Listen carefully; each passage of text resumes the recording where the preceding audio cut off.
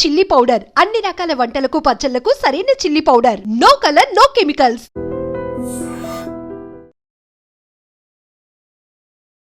నమస్కారం, welcome to I dream. ధర్మ మార్గం విత్ విజిత కార్యక్రమానికి స్వాగతం.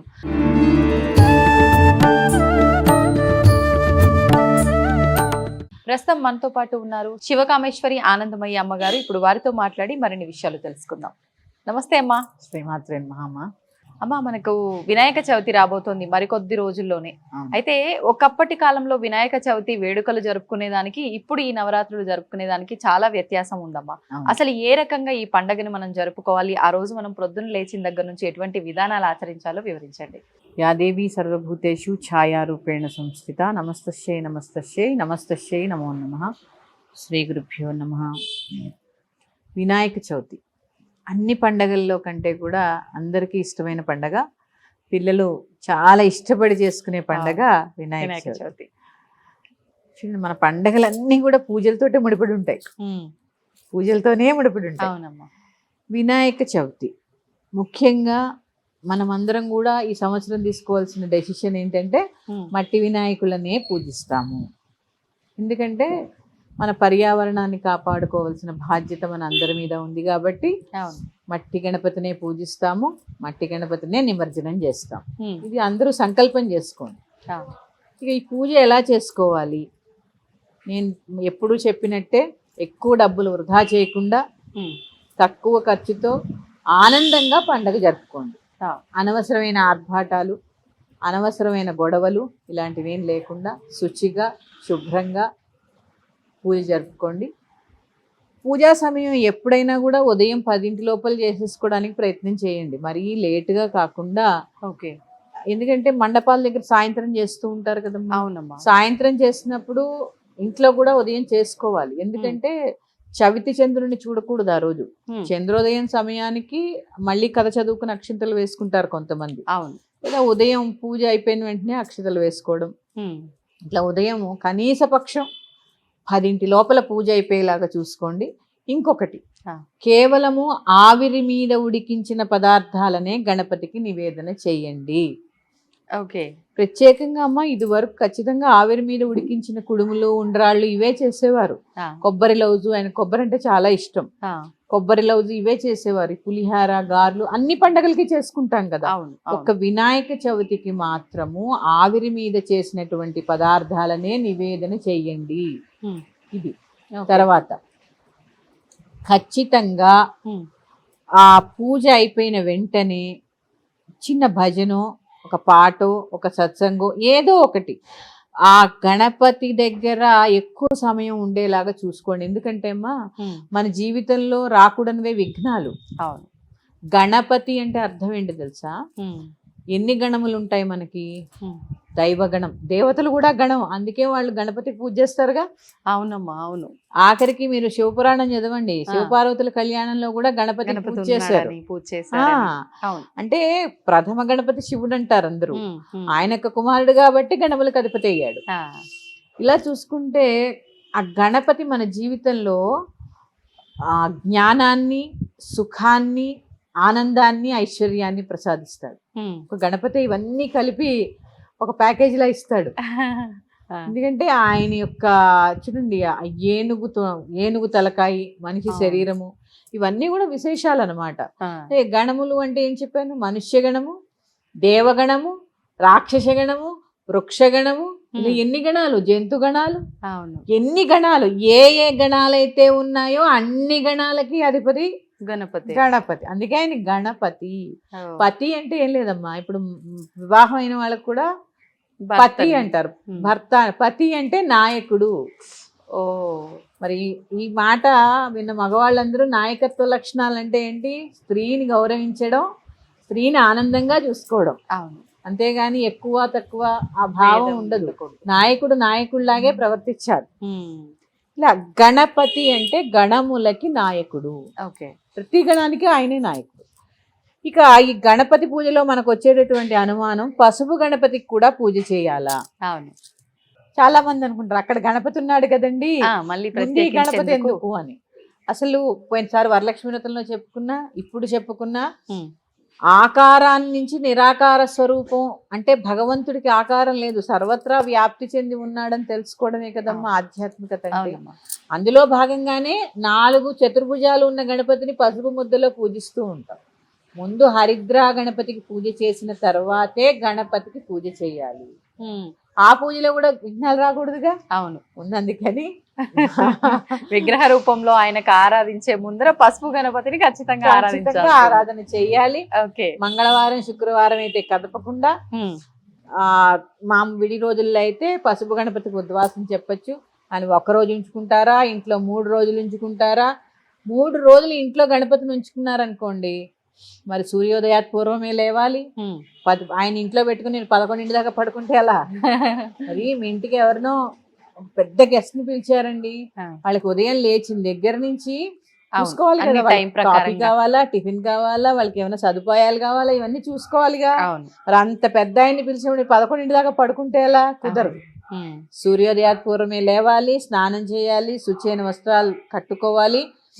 నిత్యము ఉన్న 3 రోజులు కూడా షోడశ ఉపచార పూజ ప్రథమం లేదు, సాయంత్రం 2 సార్లు చేయాల్సింది, కనీస పక్షం పంచోపచారాలు ఇట్లా. అందుకని ఇవి చాలా ముఖ్యం.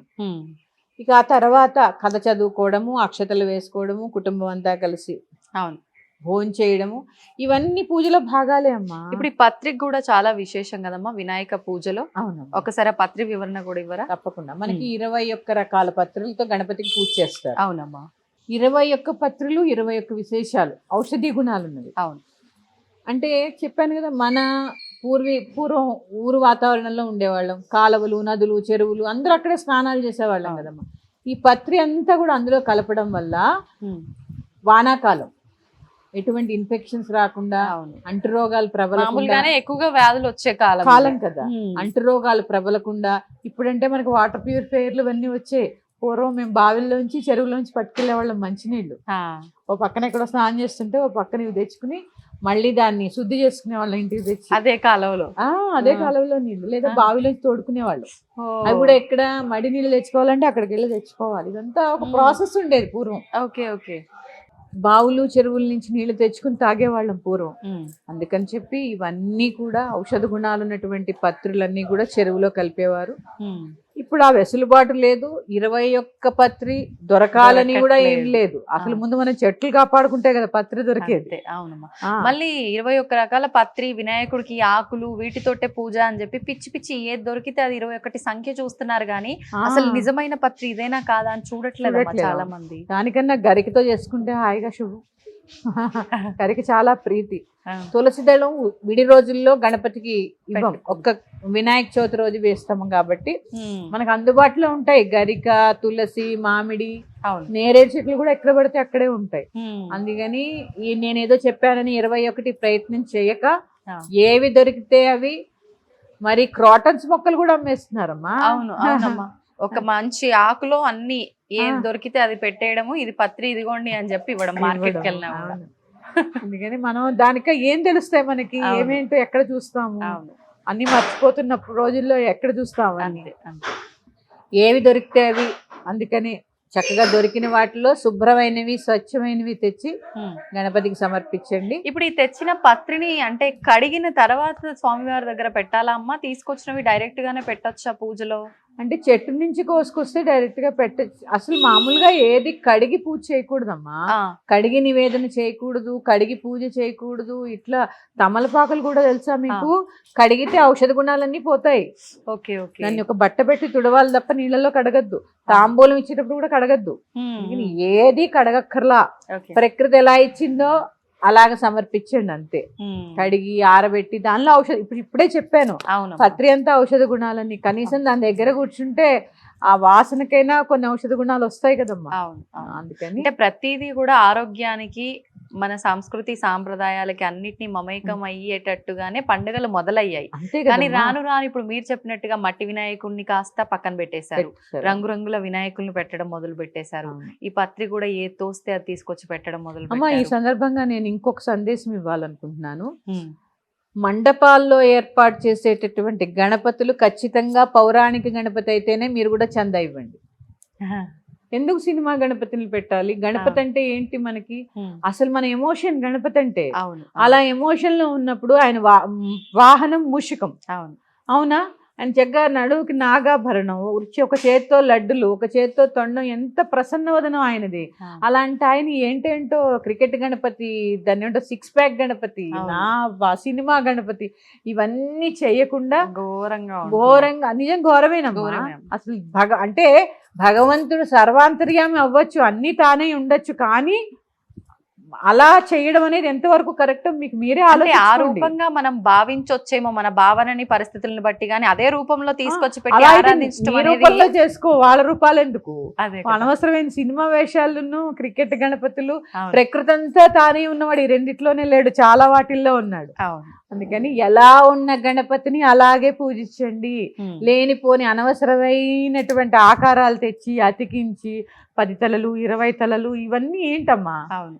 ఇంకా అంటే కొన్ని దగ్గరలో వెజిటబుల్స్ తో, కొన్ని దగ్గరలో డబ్బులతో ఇలా రకరకాలు కూడా చేస్తున్నారమ్మా. ఇది చెప్తున్నాను కదమ్మా, ఈ ధోరణి ఎలా వెళ్ళిపోతుందంటే రాను రాను భక్తి పక్కకు వెళ్ళిపోతుంది.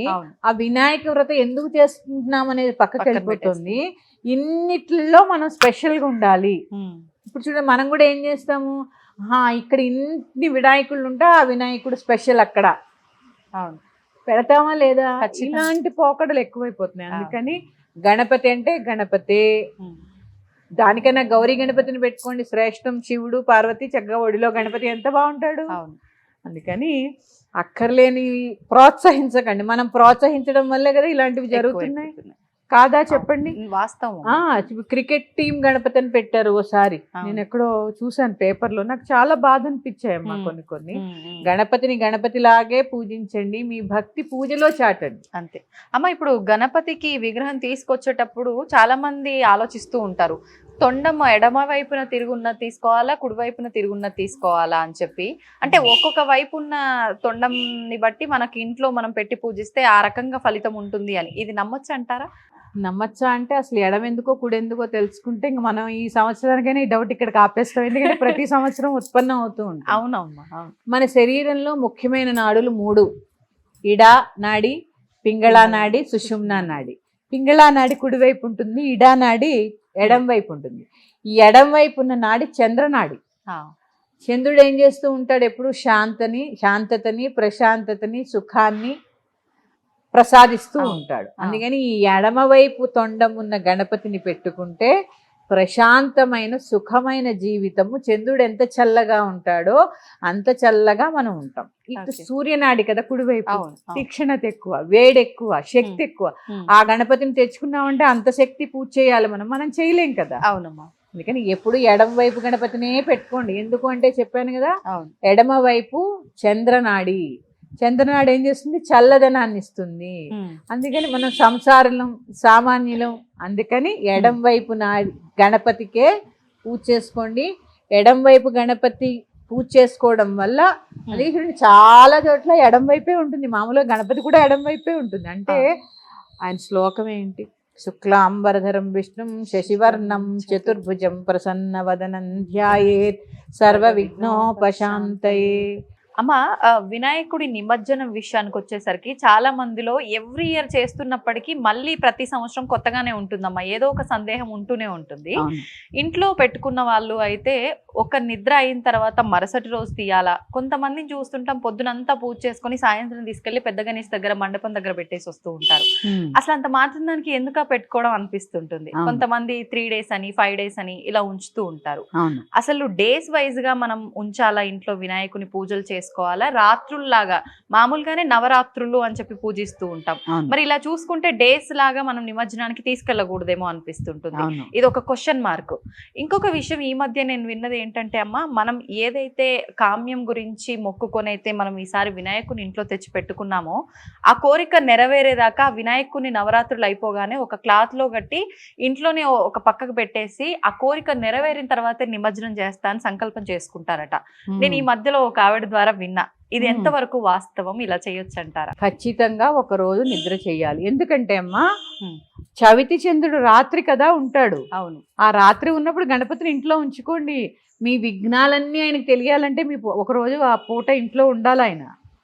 అప్పుడు కదా ఆయన అవన్నీ తెలుసుకోగలుగుతాడు, మన దగ్గరే ఉండి చూసుకోగలుగుతాడు. నీ విఘ్నాలు మన దరికి రాకుండా చేసే ఆయన్ని ఒక పూట కూడా ఇంట్లో ఉంచుకోకపోతే ఎట్లా? ఒక రోజు ఉంచుకోండి. సరే, బుధవారం వచ్చింది, చాలా విశేషం. బుధవారం గణపతికి ప్రీతి. చక్కగా బుధవారం నాడు ఉంచుకుని గురువారం నిమజ్జనం అయితే నిమజ్జనం, లేదా మండపాల్లో పెడతారు కదా, పెద్ద పెద్ద మండపాల్లో, అలా పెట్టుకోండి. కానీ ఒక రోజు అయితే ఉంచుకోండి. తర్వాత మీ ఇష్టం 3 రోజులా, 5 రోజులా, 9 రోజులా, మీ శక్తి కొలది. ఎందుకంటే చెప్పాను కదమ్మా, ఆయన ఉన్నన్ని రోజులు శ్రద్ధాభక్తులుగా కనీసం 3 పూట్ల కాకపోయినా 2 పూట్ల అర్చన చేయాలి, మహానివేదన చేయాలి, షోడశోపచారం చేయాలి, సాయంత్రం పంచోపచారాలు చేయాలి, పగలు మహానైవేద్యం పెట్టాలి, రాత్రి ఓ పండో ఫలమో స్వీటో ఏదో ఒకటి నివేదన చేయాలి. అక్కడ ఆయన ఉన్నాడు అని స్పృహ వహించి ఇంట్లో కొట్లాటలు లేకుండా ఉండాలి. అమ్మ, భగవంతుడిని ఇంట్లో పెట్టుకోవడం అంటే ఏదో ఆ ఒక్కరోజు మన భక్తి చాటుకోవడం కాదు. ఆయన అక్కడ ఉన్నాడు అని మనం గ్రహించి వాదులాటలు, కొట్లాటలు ఇవన్నీ ఆయన ముందు చేసుకోకుండా అలా ఉండగలము మేము అనుకుంటే పరీక్షగా 9 రోజులు ఉంచుకోండి, మనమే మారుతాం కదా. అట్లా కాకుండా మీ వీలుని బట్టి 3 రోజులా, 5 రోజులా, 1 రోజు అనేది మీరు నిశ్చయించుకోండి. ఒక రాత్రి మాత్రం ఖచ్చితంగా ఉండాలి.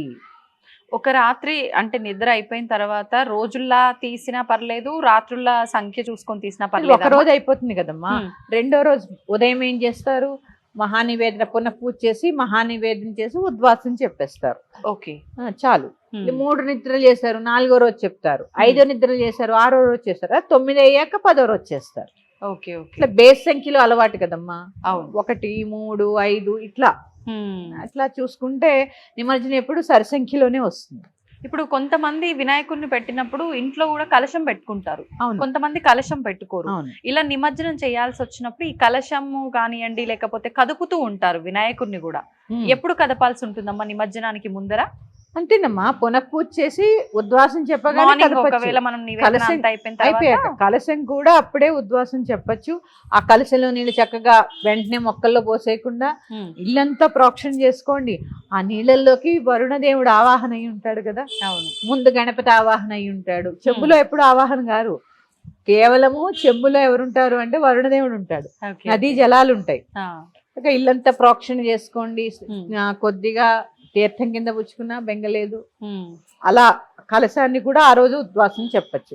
కలశం కూడా ఆనవాయితీ ఉన్న వాళ్ళు పెట్టుకోండి, అక్కర్లేని వాళ్ళు అవసరం లేదు. అంటే ప్రతి సంవత్సరం వాళ్ళ కుటుంబం అంతా ఎలా పెట్టుకునే అలవాటు ఉంటే పెట్టుకోండి, లేదా అవసరం లేదు. అమ్మ, మరి ఈసారి మనకు 27న వినాయక చవితి ప్రారంభం అయితే 7వ తారీఖున మనకు చంద్రగ్రహణం వచ్చింది అని చెప్పి అంటున్నారు. అవును. కాబట్టి కొంతమంది 11 రోజులు, 13 రోజులు, 21 రోజుల వరకు పూజలు చేసే వాళ్ళు కూడా ఉంటారు.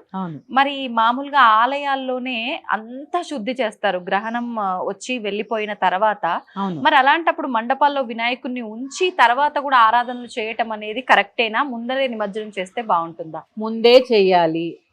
ఎందుకంటే గ్రహణ సమయంలో వినాయకుడిని ఉంచడానికి లేదు. గ్రహణం ముందే ఖచ్చితంగా నిమజ్జనం చేయాలి. గ్రహణం అయిపోయిన తర్వాత మరుసటి రోజు గ్రహణ శూల. అందుకని ఇవన్నీ కుదరని పని కాబట్టి ముందే నిమజ్జనం చేసేయడానికి ప్రయత్నం చేయండి. ఓకే, అంటే 9 రోజులకి నిమజ్జనం చేసేస్తే సరిపోతుంది. గ్రహణం రోజున ఎలా ఉంచుతారమ్మా? 9 రోజులు పూజలు అందుకున్న దేవుడు కాబట్టి ఆయన అట్లా నిమజ్జనం చేసేయండి. గ్రహణం ముందే చెయ్యాలమ్మా. గ్రహణం అయిపోయేదాకా ఉంచకూడదు. మంచిది కూడా కాదు. ఓకే అమ్మ, ఇప్పుడు ఇందాక నేను ఒక క్వశ్చన్ అడిగాను. ఏదైనా కోరిక ప్రకారంగా మనం గనక ఇంట్లో గణపయ్యను పెట్టుకుంటే ఆరాధన చేసిన అనంతరం ఈ నవరాత్రులు అయిపోగానే ఆ కోరిక నెరవేరేంత వరకు కూడా కొంతమంది నిమజ్జనం చేయకుండా ఇంట్లోనే అలా పక్కన పెట్టేసి ఉంచుతారు అని చెప్పి, ఇది ఎంతవరకు నిజమంటారు? నేను ఒప్పుకోనమ్మా దీన్ని. ఎందుకంటే మీరు ఆ గణపతిని తెచ్చింది వినాయక చవితి చేసుకోవడానికి మాత్రమే. మీ కోరికలు ఉంటే చెప్పుకోండి. ఆయన్ని ఖచ్చితంగా మన శాస్త్రం ప్రకారము 1 నుంచి 9 రోజుల్లోపు మీ వీలుని బట్టి పూజ చేసుకుని ఖచ్చితంగా నిమజ్జనం చేయవలసిందే. మీకు నిజంగా కోరిక ఉంది, తీర్చాలి, కట్టుకోవాలి అంటే క్షిప్ర గణపతి పూజ ఉంది, సంకటహర చతుర్థి పూజ ఉంది. ఇన్ని గణపతి పూజలు ఉండగా వినాయక చవితి రోజు తెచ్చిన గణపతిని ఎందుకు ఉంచుకోవాలి? 9 రోజులకు మించి, ఎందుకంటే నవరాత్రులమ్మా, మనం పాటించాలా వద్దా ధర్మాన్ని? నవరాత్రుల వరకే ఉంచుకోవాలి, తర్వాత ఖచ్చితంగా నిమజ్జనం చేయాలి. పైగా అసలు పూజలు అందుకున్న గణపతిని ఒక వస్త్రంలో మూట కట్టేసి ఎలా పెడతారండి? చాలా తప్పది. ఆయనకి మనం అనుకుంటున్నాం ఆయన మరి కళ్ళు కాళ్ళు చేతులు ఎందుకు పెడతారమ్మా? అక్కడ ఉన్నాయనే కదా. ఉన్నాయని ఉన్నప్పుడు మీరు వస్త్రంలో మూట కట్టేసి ఎలా పెట్టేస్తారు? పూజలు చేసి ఆవాహన చేసి నివేదనలు చేసి ఇట్లాంటి విగ్రహాన్ని అది కట్టడం కూడా చాలా తప్పు. ముందు విగ్రహము 9 రోజుల వరకే మనకి అనుమతి.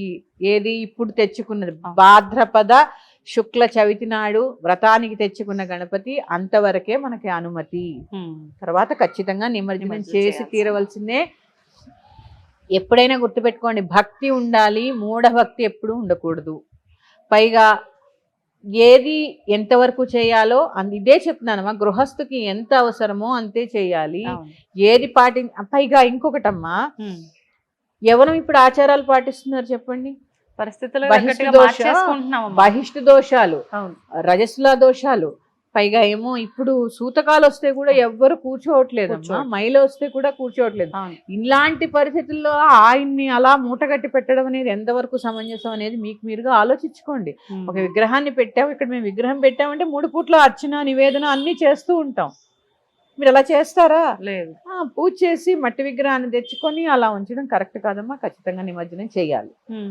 అమ్మ, ఇప్పుడు మీరు అన్న తర్వాత నాకు ఒక డౌట్ వచ్చింది. ఇప్పుడు నిజంగా అంటే ఒక 5 రోజుల పాటు ఉంచుకోవాలి అని చెప్పి మనం అంతా కూడా చేసుకున్నాం, కానీ అనుకోకుండా ముందే మనకి ఇలాంటి ఆటంకం ఏదైనా ఎదురైనప్పుడు ఆడవారికి అప్పుడు ఏంటమ్మా పరిస్థితి? అంటే ఖచ్చితంగా మనం అనుకున్న 5 రోజుల వరకు ఉంచి ఇంట్లో మగవారు కానీ పిల్లలు కానీ పూజ చేయొచ్చా, లేదు అంటే వెంటనే ఆ రోజునే తీసేయడమే కరెక్ట్ అంటారా? మీరు ఏదైనా సంకల్పం చేసుకుని 5 రోజులు ఉంచుతాము అనుకుని మీకు ఏదన్నా అడ్డం వస్తే స్త్రీలు బయట కూర్చుని, మీకు అపార్ట్మెంట్ అయినా ఒక గది ఉంటుందిగా, ఆ గదిలో కూర్చోండి చక్కగా, ఏది ముట్టుకోకుండా.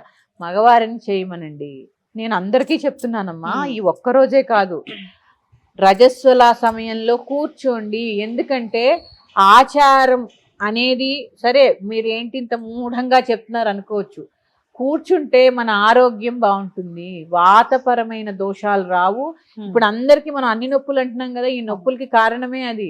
ఎందుకంటే ఎక్కువ నీళ్ళల్లో నానకూడదు, ఎక్కువ పని చేయకూడదు, ఇలా ఉన్నాయి. ఆ 3 రోజులు రెస్ట్ తీసుకోవడం వల్ల మన శరీరము మనస్సు కూడా తేలిక పడతాయి. హాయిగా మనస్సులో భగవన్నామం చేసుకుంటూ హాయిగా కూర్చోండి.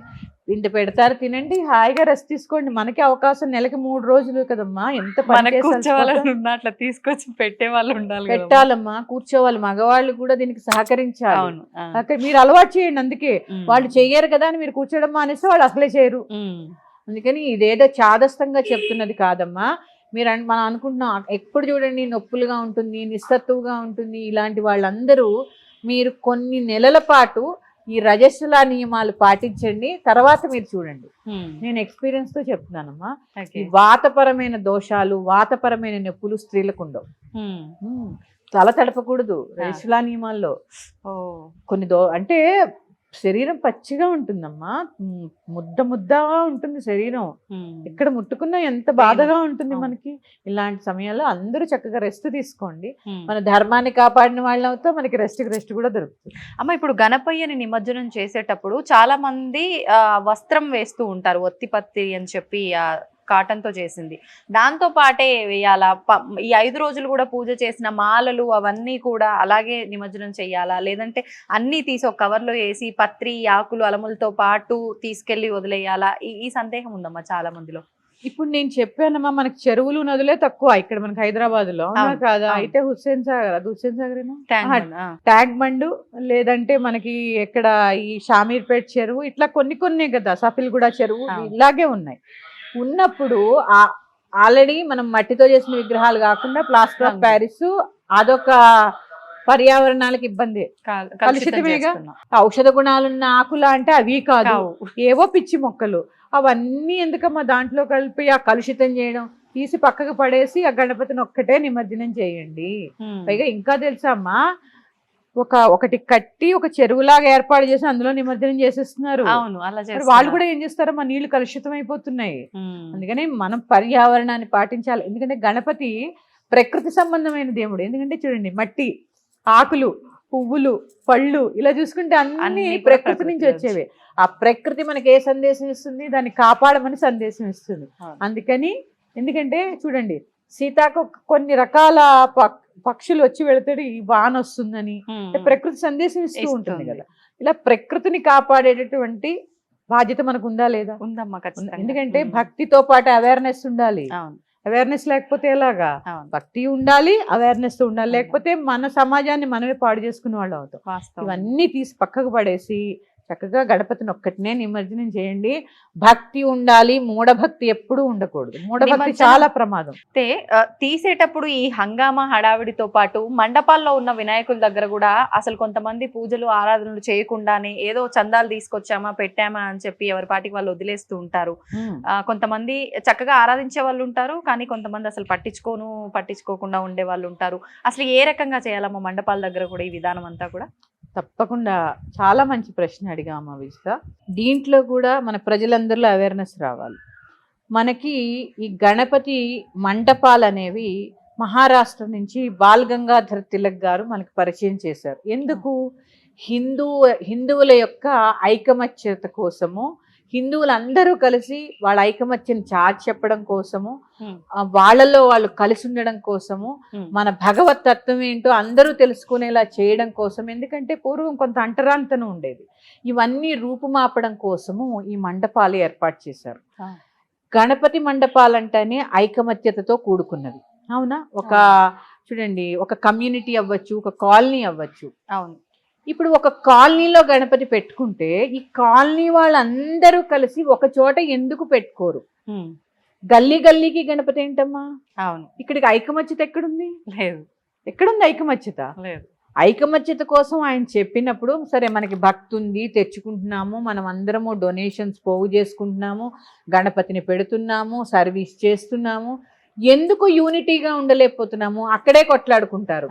మా పూజ లేదంటే మా పూజ లేదని కొట్టుకుంటారు. అసలు భగవంతుడి దగ్గర కావాల్సింది ఏంటి? మా భగవంతుడి దగ్గర మూషిక ఉంటాడు. ఏంటి తెలుసా? ఆ కామక్రోధ లోభ మద మత్సరాలని 6 రకాలైనటువంటి శత్రువులు అన్నీ కూడా ఆయన కాలి కిందే ఉన్నాయి. ఎందుకంటే చూడండి, ఎలుక ఎప్పుడైనా కుదురుగా ఉంటుందా? అవి కొరికేస్తుంది, ఇవి కొరికేస్తుంది, అవి పట్టుకుపోతుంది, అవి ఎంగిల్ చేస్తుంది, ఇవి ఎంగిల్ చేస్తుంది. అసలు గజిబిజిగా ఉంటుంది. అలా పట్టుకొని వదిలేసినట్టుగా అక్కడక్కడ ఈ గజిబిజిగా కంగారుగా ఉంటుంది ఎలుక. చూసారా? ఎవరైనా చూస్తే భయంగా వెళ్ళిపోతుంది. ఇలాంటి అక్కర్లేని లక్షణాలన్నీ కూడా గణపతి తన కాలు కింద ఉంచుతాడు. అందుకే మూషిక వాహనం. లేకపోతే ఎలకుండేది ఇంత, ఆయన ఉండేదంతా. అవును. అందుకే ఆ విగ్రహారాధన యొక్క గొప్పతనం తెలుసుకుంటే మనకి జీవితంలో మన దగ్గర లేనిది ఏంటి అనిపిస్తూ ఉంటుంది. ఇలా తీసుకుంటే అక్కడ చూడండి, అక్కడే కొట్టుకుంటారు, అక్కడే తిట్టుకుంటారు, అక్కడే తాగుతుంటారు. ఏంటి ఇదంతా? లేకపోతే ఇంకా దరిద్రమైన విషయం, తిట్టుకున్నా నన్ను మారితే సంతోషం. అడ్డమైన సినిమా పాటలు పెడతారమ్మా. అవును. అడ్డమైన సినిమా పాటలు పెట్టడము, కమ్యూనిటీల్లో గణపతులను పెడితే సాయంత్రం మహానైవేద్యం అయిపోగానే ఆయన ముందు పాటలు పెట్టి అడ్డమైన డాన్సులు చేయడము. అవును. నీకు ఇష్టమైతే ఒక వైలిన్ కచేరీ పెట్టించు, లేకపోతే ఓ పెద్దవాళ్ళని ఎవరైనా పిలిచి ఒక ప్రవచనం ఏర్పాటు చేయి. ఎందుకంటే అప్పుడైనా కనీసం ఆ 9 రోజులైనా భగవతత్వం అంటే ఏంటో తెలుసుకుంటారు. లేకుండా అడ్డమైన డాన్సులు, అడ్డమైన ఆటలు, ఏంటిదంతా అసలు? అంటే ఉత్సవమే, గణపతి ఉత్సవమే. ఉత్సవం ఎలాంటి ఉత్సవం? ఆధ్యాత్మిక ఉత్సవం. అంతేగాని ఏమన్నా అది మన ఇంట్లో పెళ్ళా, లేకపోతే ఏమన్నా పుట్టినరోజు ఇంకా దౌర్భాగ్యంగా చేస్తున్నాం. ఇలాంటి అక్కర్లేని చేష్టలన్నీ మళ్ళీ గణపతి దగ్గర ఎందుకమ్మా? సినిమా పాట పెడతారు. ఇంకా అసలు తల్లిదండ్రులు ఒకసారి ఆలోచించండి. మీరు సినిమా పాట పెట్టి చిన్న పిల్లల చేత మీరు పనికిమాలిన నృత్యాలు చేయిస్తున్నారు. వాళ్ళ మెదడులో ఏం నాటాలని గణపతి నవరాత్రులు అంటే? రాను ఈ విధానం అంతా మారి. అంతే కదా. ఇప్పుడు మేము ఉన్నామమ్మా, మా నెక్స్ట్ జనరేషన్ మీరు. మా పూర్వీకులు మాకు చెప్పినవి ఎంతో కొంత మేము పాటిస్తున్నాము, మేము కొంత పాటించినవి మీ జనరేషన్ పాటిస్తున్నారు. మీ జనరేషన్ నుంచి ఇప్పుడు పిల్లలు, మీరు ఏ సాంప్రదాయాన్ని మన పిల్లలతో ముందుకు తీసుకెళ్లాలనుకుంటున్నారు? ఒక శ్లోకం నేర్పరు, ఒక పూజ నేర్పరు, సరే ఏది వద్దు, ఒక గుడికి వెళ్ళడం నేర్పరు. ఇవన్నీ పోని కుదరకపోవచ్చు. ఇప్పుడు సరే కుదరలేదని అనుకుందాం. ఆ 9 రోజులు నవరాత్రులు చేస్తారు అపార్ట్మెంట్ కింద. ఎందుకు పిచ్చిగంతులేసి వాళ్ళని ఎగరని చాలా బాగా చేస్తావు, చాలా బాగా. ఏంటి ఆ పాటలు ఏంటి, ఆ అర్థాలు ఏంటి? అంటే గణపతి నవరాత్రులు అంటే సాయంత్రం అయ్యేసరికి నైవేద్యాలు వండుకొని కిందకి దిగాలి, పూజ అయిపోగానే మీటింగ్ పెట్టుకోవాలి, ఎంజాయ్ చేయాలి, పనికి మాలిన సినిమా పాటలు డీజేలు పెట్టుకుని ఎగరాలా? ఇదా ఆధ్యాత్మికత? ఇదా గణపతి నవరాత్రులు ఉన్నది? ఇందుక అవేర్నెస్ తెచ్చుకోండి అమ్మా, అవేర్నెస్ తెచ్చుకోండి. స్త్రీకి చాలా బాధ్యత. నైవేద్యాలు ఎంత శ్రద్ధగా వండుతారమ్మా నిజంగా గణపతి నవరాత్రుల్లో. చక్కగా అందరికీ కావాలని ఒక తల్లి అన్నపూర్ణలాగా ప్రసాదం చేసుకుని కిందకి వెళుతుంది. అదే అన్నపూర్ణ ఎంత సరస్వతీదేవిలాగా, ఎందుకంటే విద్యలన్నిటికీ మూలం గణపతి, ఐశ్వర్యాన్ని ఇస్తాడు గణపతి. గణపతి యొక్క గొప్పతనం చెప్పని, గణపతికి తొండం ఎందుకు ఉంది, చెవులు ఎందుకు పెద్దగా ఉన్నాయి, కళ్ళు ఎందుకు సూక్ష్మంగా ఉన్నాయి, ఇవన్నీ అంటే చూస్తున్నాం కాబట్టి చాలా బాధగా ఉంటుందమ్మా. ఎందుకంటే మన ధర్మాన్ని పాడు చేసే హక్కు పాటించకపోయినా నిన్ను ఎవడు అడగడు. అవును అవును, నీ జోలికి కూడా ఎవడు రాడు. ఎందుకంటే మన హిందూ ధర్మంలో పక్క వాళ్ళని బాధ పెట్టమని ఎక్కడా లేదు. కానీ నువ్వు పాటిస్తూ ఇలాంటి వెర్రి పోకడలు తీసుకురావడం ఎంతవరకు కరెక్ట్? ఈ మండపాల్లో ఇంకా ఎక్కువైపోతుందమ్మా. అవును, అన్నదానాలు పేరు చెప్పి నిజంగా అన్నార్తులైన వాడికి ఎవడు భోజనం పెట్టట్లే. ఆ కాలనీలో ఉన్న 10 మందే తింటారు. ఇది ఎంతవంతకు కరెక్ట్? అవును, ఇది నిజంగా అన్నదానం అంటే అన్నార్తులైన వాళ్ళకి పెట్టిన దాన్నే అన్నదానం అంటారు. కావాలంటే భోజనాలు పెట్టుకుంటున్నాం మా కాలనీలో అని చెప్పు సరదాగా, ఎందుకంటే దానికి అన్నదానం అని పేరు పెట్టకండి. ఎందుకంటే ఈవేళ అన్నం దానం తీసుకునే పరిస్థితుల్లో ఎవడున్నాడు చెప్పండి? లేడు కదా. దాని పేరే అన్నదానం. అందుకని ఎరుక వహించండి, అవేర్నెస్ తెచ్చుకోండి, ప్రకృతిని పాడు చేయకండి. మండపాల్లో ఆఖరికి కమ్యూనిటీల్లో కింద పెట్టిన గణపతికి కూడా భక్తిగా పూజ చేసుకోండి. ఆ గణపతి దగ్గర కూర్చుని ఒక 10 నిమిషాలు ధ్యానం చేయండి, ఒక భజన చేయండి. మంచి ప్రవచనకారులు ఎవరైనా ఉంటే ఒక అరగంట, అదేమి చాలా మంది అనుకుంటున్నారు అబ్బా అని. ఎందుకు వినరమ్మా? అవును, మంచి విషయాలు అవసరం లేదా మనకి? వాళ్ళే లేకపోతే మంచి ఎవరు చెప్తారు? మీ పిల్లలకి కనీసం ఆ సెలవుల్లో అయినా మంచి జ్ఞానాన్ని అందించడానికి ప్రయత్నం చేయండి. సుభిక్షంగా సురక్షితగా వ్రతం చేసుకోండి. శ్రీమాత్రే నమః. స్వస్తి.